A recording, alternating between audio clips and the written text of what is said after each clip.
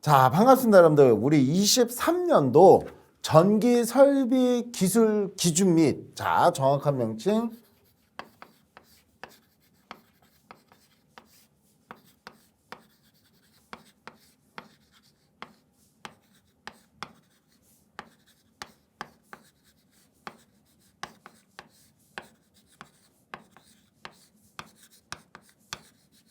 자, 요겁니다. 전기 설비 기술 기준 및 한국 전기 설비 규정, 이렇게 보는 거예요. 됐어요?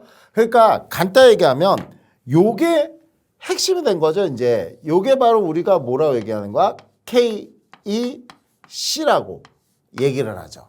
그러니까 예전에는 이게 뭐였어요? 판단 기준이었는데 요게 KEC로 바뀌었죠. 그러니까 17년도서부터 우리가 사실은 KEC를 접목시키자고 노력을 했는데 KEC를 접목시키자고 하다 보니까 우리가 이때까지 전부 공부하고 설계하고 했던 것들이 다 판단 기준이야.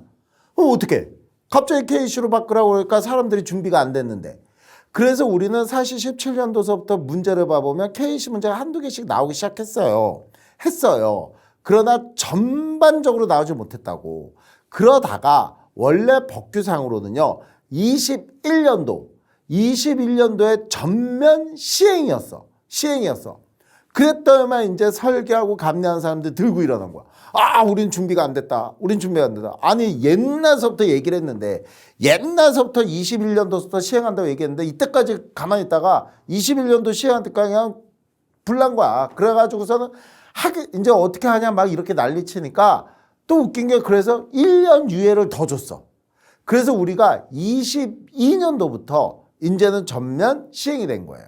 왜? 판단 기준은 외국에서 인정을 안 해. 그리고 외국 설계 기준하고 우리나라 기준하고 너무 다르다 이거야. 그러니까 그걸 우리가 맞춰보자 라고 해서 KEC가 시행이 된 거죠. 됐어요? 그러다 보니까 문제는 뭘까? 시험 문제도 마찬가지야. 시험 문제도 원래는 21년도서부터 KEC에 맞춰서 시험 문제를 내야 되는데 유예가 됐어. 그렇다고 해서 안 나오진 않았어요. 왜? 벌써 준비를 하고 있었거든. 그렇기 때문에 문제는 뭐냐면 판단 기준이었던 문제가 싸그리 다 빠졌어. 그러고 뭐가 나온 거야? 그 판단 기준이었던 게 KEC로 바뀐 부분. 그 부분이 시험 문제 이제 출제가 되는 거야. 그러다 보니까 현장에서 뭐 실무적인 거 우리 둘째치고 자격증 시험 보는 사람들 위주에서는 예전에 공부했던 사람은 다시 리셋돼야 돼. 왜? 거의 전설로를 제외하고는 나머지 다 접지 있잖아. 접지 개념이 싹 다 바뀐 거야. 가장 여러분들한테 주의해야 될 게 바로 뭐냐면 접지 개념이 싹 다 바뀐 거야. 그러니까 그 부분의 개념만 여러분들이 혼동하지 않고 공부를 한다면 무난하게 그래도 점수를 맞출 수가 있다. 하지만 문제가 뭘까요? 관연도에는 관연도 문제가 굉장히 많아. 수십 년간 데이터가 쌓였어. 그러니까 이론적으로도 압축이 돼야 안 돼요. 되죠. 수십 년간 데이터가 있으니까 이게 압축해서 이것만 공부하면 이거 이렇게 활용하면 문제를 다 풀 수 있다가 됐는데 이제는 그게 아니라 법규정이 쫙 나야 돼. 그러니까 제가 어떤 분이 이제 한번 봐보세요 하고 봤더니만 어디서 가리키는 걸 봤더니만 세상에 그냥 원문을 쭉 나열해가지고 그 원문을 읽고 있어. 아, 그러면 그거 어떻게 해? 법규는 그렇게 해서 못해요. 왜? 법규는 원문 읽으면 차라리 사법고시를 준비하지. 그렇지 않아요? 택도 없는 얘기야. 그렇게 공부해서는. 그래서 이게 뭐냐면 물론 지금 데이터가 별로 없는 상황이에요. 거기다 또 문제는 뭐죠? 22년 3에서부터는 CBT로 전면 시행됐잖아. 그러면 CBT는 뭐가 나왔는지 알 수 있어 없어? 없어. 그거 안다고 하는 학원들 있죠? 아, 내가 좀 얘기하기 뭐하지만 아니야. 그거 그냥 하는 거고 그거 실제로는 알 수가 없어요. 다만 수강생들이 얘기를 하면 선생님 원장 선생님 이런 게 나왔어요. 그러면 아, 그래 이런 형태야? 그러면 아, 네 이런 형태예요. 그러면서 약간 우리가 복원을 해서 CBT를 만드는 거지. 그리고 시험 보는 사람마다 다르잖아. 유형이 5가지 이상인 이니까. 그러니까 시험 보는 사람마다 다르기 때문에 우리가 이걸 취합해서 이게 나왔어요 라고 얘기하는 건 잘못된 겁니다. 됐어요? 따라서 아직은 그러니까 전면 시행되고 난 다음에 이 부분이 시험 문제 종이로 나온 거는 5회분밖에 없어. 그러다 보니까 5회분도 아니죠. 그쵸? 뭐 5회분이라고 할 수 있겠죠. 그러면 5회분밖에 없기 때문에 데이터가 많지 않아. 그러니까 우리가 공부하는 범위가 아직까지는 좀 더 넓게 공부해야 돼. 하지만 제가 여러분들 KC를 한 지금 2년을 이렇게 강의하면서 보다 보니까 이런 거는 굳이 안 나오겠어. 요런 것만 공부해야 돼. 라고 해서 압축 요약을 점점 시작을 한 거예요. 그래서 지금은 압축 요약이 어느 정도까지는 됐어요. 그래서 근데 왜 더 압축을 안 해요? 아직은 좀 더 모르잖아. 아직은. 그래서 조금 더 범위를 조금 더 요것만 되는데 여기보다 요만큼은 더 공부해놨으면 좋겠다 해서 조금. 그래서 분량이 이렇게 두꺼워진 거야. 됐어요? 하지만 압축해서 책은 이렇게 돼 있지만 강의는 압축해서 강의를 하고 답을 찾을 수 있게끔 해드릴 테니까 여러분들이 꼭 제 수업을 잘 듣고 하라는 거 암기하세요 그러는 거. 그리고 이 법규를 열심히 해야 되는 이유가 뭐죠? 법규의 거의 대부분은 2차 실기에 나와요. 그러니까 2차 때는 이 부분 안 해. 2차 때는 왜? 법규는 앞에서 했잖아, KC. 그러니까 시간이 없단 말이야. 그러니까 KC 때 제가 요거 할 때 제가 별표를 쳐드릴 거야. 그래서 4개나 5개는 무조건 외워야 돼요. 그건 2차 실기야. 됐죠? 근데 1개에서 3개까지는 그냥 필기 위주로 나온다. 이렇게 보시면 됩니다. 자, 두 번째는 우리가 앞으로 이렇게 해서 제가 명칭을 얘기하면 명칭만 부르다 힘들 거야. 그쵸? 그래서 저는 이거를 앞으로는 이렇게 전기설비 기술기준 및 한국전기설비 규정 이렇게 얘기하지 않고 앞으로는 저는 명칭을 법규라고 얘기를 할게요. 됐죠? 그래서 여러분들이 이 법규라는 명칭을 들으면 이게 이 부분을 통틀어서 얘기하는구나. 이렇게 우리 같이 약속을 좀 하자. 이 얘기입니다. 됐죠? 자, 그러면 우리가 일단 OT니까 얘 공부 어떻게 해야 돼? 라는 걸 한번 봐볼까요? 우리 장을 한번 봐봐요. 차례. 됐죠? 차례, 목차를 봐보면 우리가 1장이 뭐예요? 총칙입니다. 그쵸? 그 다음에 2장이 뭐로 돼 있어요? 전설로. 그 다음에 3장이 뭐요? 저압, 고압, 특고압, 전기, 설비. 그쵸? 그 다음에 4장이 이제 뭐가 됐습니까? 전기, 사용, 장소. 자, 일단 여기까지에 대해서 페이지를 한번 봐봐요. 페이지가 330페이지야. 여기까지 뭐라고요? 페이지로 보면 329페이지까지 내용이 이 내용이야. 그러면 이제 또 봅시다. 5장 뭐라고 되어 있죠? 전력, 보안, 통신설비고 그 다음에 6장은 좀 봐야 돼요. 변, 개폐소 이런 것들이 되고 그 다음에 7장이 우리가 뭐로 되어 있습니까? 전기, 철도. 그쵸? 그 다음에 8장이 분산형. 이렇게 볼 수 있습니다.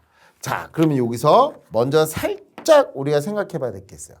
여기서부터 일단 여기까지의 페이지 양을 정리해 보면 여기가 66페이지밖에 안 돼. 보이세요? 66페이지. 여기 다 해봤자 66페이지야. 거기다가 이제 중요한 내용 나가볼게요. 우리가 이게 총 42회분이 기준으로 다 들어가 있어. 총 7년치. 그러면 한 회당 20문제씩 풀잖아요. 한 회당. 그러니까 우리가 얘가 얼마? 840문항이야. 그런데 이게 다가 아니에요. 7년 전에도 중요한 문제가 있다라고 한다면 우리가 그 문제를 살려놨어요. 그래서 거의 뭐 900문제 뭐 이 정도 양이 되는 건데 양이 되는 거야. 일단 가장 중요하게 볼 건 우리는 42회분이 다 들어가 있다라고 보시면 돼요. 그런데 지금 볼게요. 전력 보안 통신 설비. 학원에서는 학원생들 보고 직접 넘겨보라고 그래요. 하지만 여기서는 여러분들이 인강이니까 인간은 압축적으로 나가야 되니까 제가 체크해놨어요. 전력 보안 통신 설비는 관연도 문제가 지금 총 25문항이야. 그리고 발변전 개폐소 요건 좀 나왔죠. 62문제. 그 다음에 여기 11문제 나왔어요. 자, 이게 무슨 뜻일까? 잘 보십시오. 요거 다시 얘기해서 뭐 5장 몇 장? 7장 몇 장? 8장 요 세 문항을 다 공부해도 지금 합쳐보면 몇 문제요? 47문항이야. 우리가 이게 몇 회분이라고? 42회분인데 여기는 다 공부해도 47문항이야. 그러면 결론은 뭐냐면 5장, 7장, 8장을 열심히 공부해도 3개 장을 공부해도 한 문제 나올까 말까라고. 한 문제 나오는 거야. 이거 다 공부해도. 그러면 얘가 이론적으로 많을까 적을까? 많죠. 왜? 얘 보안통신이야. 통신. 여러분들 통신기사 전자통신기사 있어 없어? 있어요. 거기 법문항 어마무시하게 양이 많아. 그럼 거기서 어느 거 내면 다 못 맞히는 거야. 그리고 이거 봐봐. 전기철도기사 있어 없어? 있어요. 이것도 법규정 어마무시하게 많아. 못 맞춰 이거 나오면. 분산형이 뭐야? 태양광 대표적인 거. 분산형 태양광.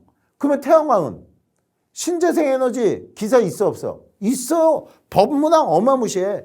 그러니까 얘네들은 순수한 우리가 전기설비에 대한 법규보다는 전기설비가 포괄적이다 보니까 이러한 부분도 포함되어 있는 거야. 그러다 보니까 얘네들에 대해서 집중적으로 막 시험 문제를 내기가 어려워. 그러면 거꾸로 얘기하면 이거 공부해야 돼 말아야 돼? 하지 마. 됐어요? 안 하는 게 맞는 거야. 이거 내가 관연도 문제를 제외한 관연도를 벗어난 거를 공부한다면 어딜 공부할지 한두 끝도 없는 거야. 보이세요? 그러니까 이거 봐봐. 한 문제 맞히자고 통신 법규 외우고 철도 법규 외우고 분산형 신재생 외울 거야? 아니잖아. 하지 말라고. 됐어요? 이 부분은 관연도 문제를 외우는 것도 47문제밖에 안 돼. 이거 못 외우죠? 문답 하면 47문제 금방 외우지. 문답만 하고 제껴. 만약에 거기서 그걸 벗어난 신규가 나왔어. 그러면 어차피 못 맞히는 문제야. 됐어요? 하지만 나머지들은 특히 이거는 강의할까 안 할까? 이건 하겠지. 왜? 이건 그래도 1.5문항이잖아. 어느 한 파트를 딱 공부하는데 그리고 문제는 뭐냐면 이거는 관연도 데이터가 엄청 쌓여 있는 부분이야. 그러니까 내가 수업 시간에 딱 1시간 7, 8 여기서부터 여기까지 딱 한 거 한 판만 보면 한 문제 주소. 그러니까 얘는 해야지. 내가 공부한 양에서 한 문제가 꼬박꼬박 나와. 그러면 해야지.